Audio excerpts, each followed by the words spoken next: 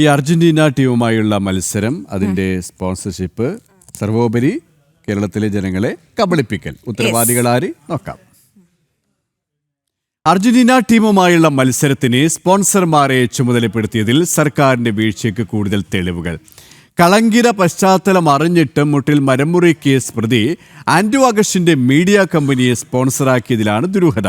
State special ബ്രാഞ്ചിനോട് വ്യക്തിഗത വെരിഫിക്കേഷനും തേടാതെയാണ് reporter broadcasting കമ്പനിക്ക് എല്ലാ അനുമതികളും കരാറുകൾ ഇല്ലാതെ നൽകിയത്. വിശദാംശങ്ങൾ നൽകാൻ കൊച്ചിയിൽ നിന്നും ജിജീഷ് കരുണാകരൻ ചേരുകയാണ്.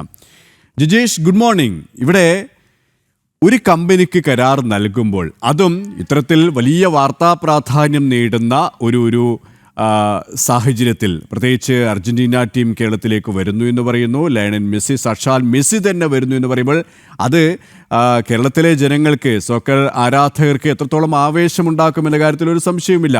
പക്ഷേ ഇത് കൃത്യമായി മുതലെടുക്കുകയായിരുന്നു ഈ റിപ്പോർട്ടർ ബ്രോഡ്കാസ്റ്റിംഗ് കമ്പനി. പ്രത്യേകിച്ച് അതിനെല്ലാ ഒത്താശയും ചെയ്തത് സർക്കാർ സംവിധാനങ്ങളാണ്.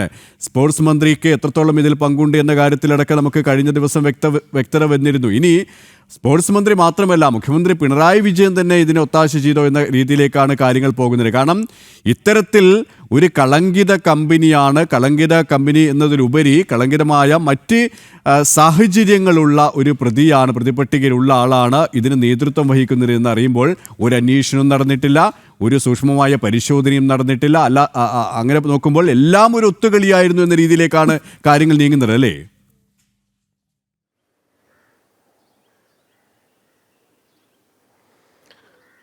Good morning KP.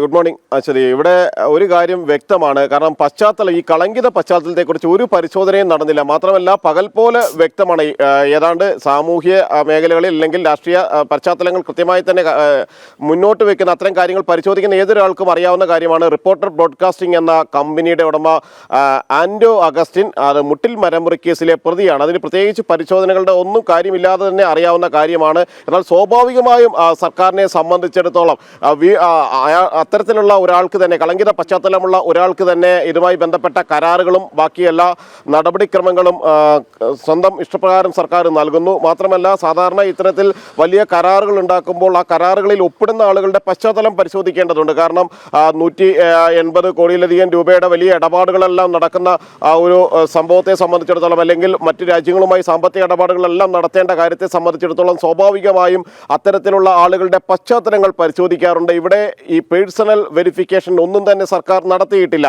അത് സ്റ്റേറ്റ് സ്പെഷ്യൽ ബ്രാഞ്ചിനോടാണ് തേടേണ്ടത്. സ്റ്റേറ്റ് സ്പെഷ്യൽ ബ്രാഞ്ചിനോട് അത്തരം വെരിഫിക്കേഷൻ തേടിയില്ല. പകരം പ്രത്യേക താല്പര്യമായിരുന്നു ഇക്കാര്യത്തിൽ കായിക മന്ത്രിക്കാണെങ്കിലും, നേരത്തെ KP സൂചിപ്പിച്ചതുപോലെ തന്നെ മുഖ്യമന്ത്രിക്കാണെങ്കിലും എല്ലാം തന്നെ എങ്ങനെയും ഈ ആൻഡോ അഗസ്റ്റിന്, മുട്ടിൽ മരമുറി കേസിൽ ഉൾപ്പെട്ടുള്ള ആൻഡോ അഗസ്റ്റിന് തന്നെ ഈ ഒരു കരാർ ഏൽപ്പിക്കണം. അർജന്റീന വരുന്നു എന്നത് പൂർണ്ണമായും ഇവർ വിശ്വസിച്ചുകൊണ്ടാണ് ഈ നടപടികൾ മുന്നോട്ട് കൊണ്ടുപോയതെന്ന് പൂർണ്ണമായും വിശ്വസിക്കാൻ കഴിയില്ല. അതുകൊണ്ട് തന്നെയാണ് ഇതിലെ ദുരൂഹതകൾ വർദ്ധിക്കുന്നത്. എന്തുകൊണ്ട് വെരിഫിക്കേഷൻ ഇല്ലാതെ ആൻഡോ അഗസ്റ്റിന് കരാർ നൽകാൻ തയ്യാറായി, ആൻഡോ അഗസ്റ്റിനെ എല്ലാം ഏൽപ്പിക്കാൻ തയ്യാറായി? മാത്രമല്ല ഈ ഇതുമായി ബന്ധപ്പെട്ട് പശ്ചാത്തലങ്ങളിലുള്ള പരിശോധനകൾ ഒന്നും തന്നെ നടത്താതിരുന്നത് എന്തുകൊണ്ട് എന്നതടക്കമുള്ള ചോദ്യങ്ങളാണ് ബാക്കിയാവുന്നത്. KP, അശ്വതി. യെസ്, ജിജീഷ് കരുണാകരനാണ് കൊച്ചിയിൽ നിന്നും സമഗ്രമായ വിശദാംശങ്ങൾ നൽകിയത്.